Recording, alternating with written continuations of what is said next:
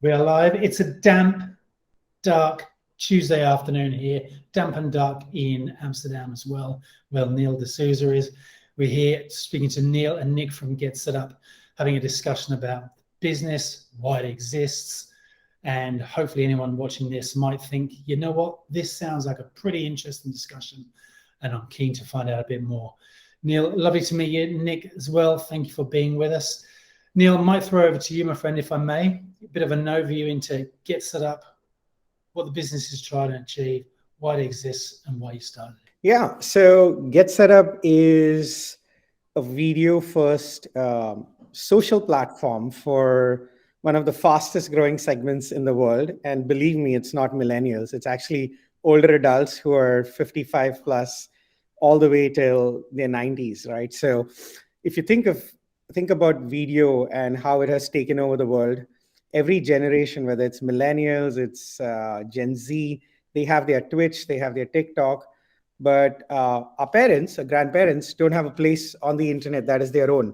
And so what GetSetUp is doing is building this video platform through which people can learn from each other, can teach each other, and connect with each other based on things they love and like, and they want to do for the next 30 years of their life. So this is what it is. We are building, in a way, a Facebook meets Twitch for our parents and grandparents. And it's growing really fast, and we are excited to see the impact it has on people's lives. Fantastic. And I think last time you and I spoke, which was a couple of weeks ago, you were at about sort of 2 million users. Is that right? Yeah. So 2 million users, and we've got multiples of lessons that they can sign up for, communities that they can join, real-time streaming, real-time video. And I think one of the things that anyone in the world at the moment who's got parents, which hashtag happens to be all of us, I think one thing we've all noticed over the last few years is that, you know, COVID has unfortunately sort of enforced isolation for a lot of people, which for our more older citizens can be really sort of debilitating or sort of crucial time. So this is really giving them the chance to connect with like-minded people, keep learning, keep growing, and keep appreciating the world around them, I guess. Nick, I might throw over to you, my friend. Real-time platform, real-time video, real-time audio, a whole bunch of content on there as well, quite a complex build from an engineering perspective, and you're leading the tech team, and I suppose the challenge of building and scaling this platform is down to you and the team. Engineering culture that you're trying to build, what's your thoughts there? We're building a culture of care, and that's like a global culture. So we have all sorts of cultures inside our culture. Our engineering team now spans basically across the whole world. We have the majority of our people sitting in Australia and in India, but we're also building teams in Europe and the US. So it's a very broad range of humans that we have. But I think the one most important thing that I always look into when we're looking at new people is you know, do you care about what you do? Because, you know, care is also part of, you know, our mission at GetSetUp. We have to build a platform that's safe and secure for our audience of older adults, which is a very unusual exercise. I haven't been involved in any of this before. So yeah, it's all about care. It's about high level of communication, because we are remote by design. Everybody is somewhere else. We don't have an office. So people are all over the world working from, you know, whenever they want to work from. It adds complexity, but also adds, you know, flexibility to people's lives. So yeah. Beautiful. And care is, I think, care is sort of the overarching theme that we've sort of encountered since working with you and the team. And that's not just care for each other, but caring about the quality of code you're making, caring about the quality of information that you're sharing, and caring about the level of collaboration with other teams, not only locally, but around the globe as well. Yeah, exactly. I mean, it's not just, it's everywhere. Yeah. Sorry, go. The joys of the internet today. It's very bad timing. Neil, I might throw over to you, my friend. What made you think that this was something worth pursuing? What made you think that this was a need that needed looking at? Yeah, I mean, you can imagine we all have parents, like you said, or grandparents in our lives, right? And so they all want to still dream. You know, just because they turn 60 or 70 doesn't mean they stop dreaming. They still want to live their best life, whether it's through travel, learning a new skill, learning a new hobby, or just staying active. And so if you think of it, for majority of the world, if you don't live in one of the Commonwealth countries or America, you don't have access to physical spaces you can go do this, right? So Yeah. my parents live in India, and there was just no opportunity to go to a senior center or go to a YMCA. So I just thought this market was underserved, and there was non-consumption. That's actually the beauty of it. Like, no one thought about this segment, and building something for them, a place where they can hang out. Yes, there's Facebook, but we all know how crappy that is, right? And so that was really the motivation: is how do you build uh, a place that is truly enriching for the mind, enriching for the body, and enriching for your soul. Because this is a massive population. It's going to be close to 1 billion people in the next 5 years.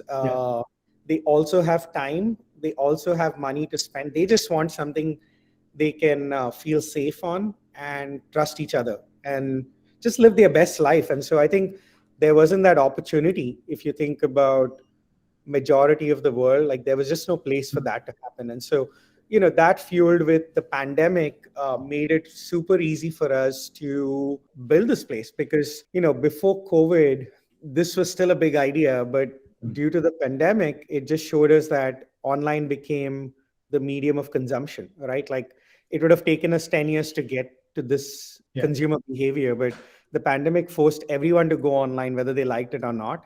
And just made it really important that there be a place for this cohort of users. And so I mean, that was one of the big motivations. But to what Nick said, the most rewarding thing is to see the transformation in real time on people's lives. So, like, if you're really thinking about, do I want to work for a company, just attend one of our classes, right? Like, you will see real humans coming there, having fun, transforming their lives, because they are either lonely as they are aging, they are have mobility issues, and now for the first time can actually do a workout sitting on their chair, or can virtually travel sitting in Australia to a small town in Michigan, United States, to meet people who have the same interests. So you can see real-time transformation in people's lives, and that actually is very rewarding, because I've seen that in my own family.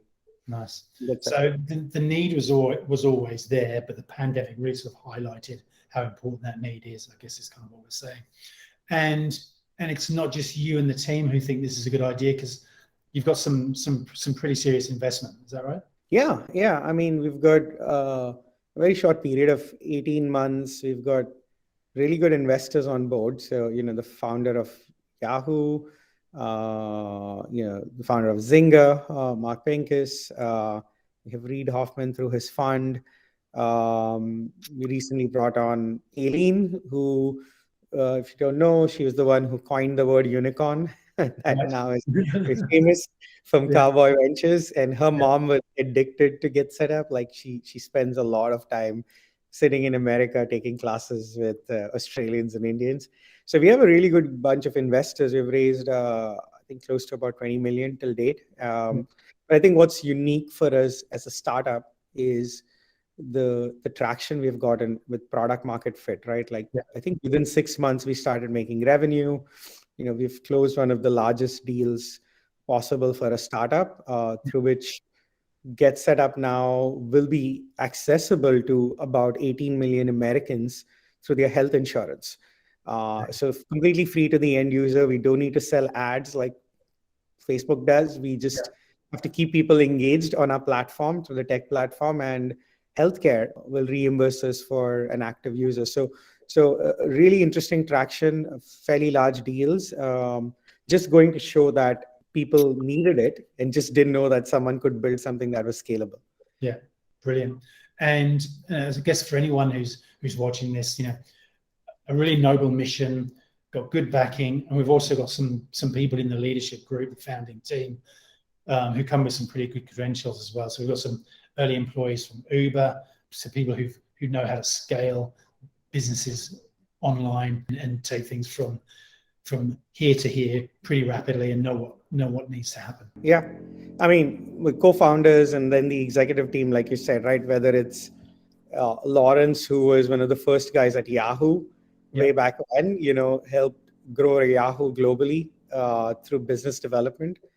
Deval, who actually launched Uber in all markets outside of the US. And so, Nick, who's at iFlix, is a video platform. So we have a pretty solid team together, and we are still growing. So we're building out a bigger team and hope to bring more people on to build an iconic company. Yeah.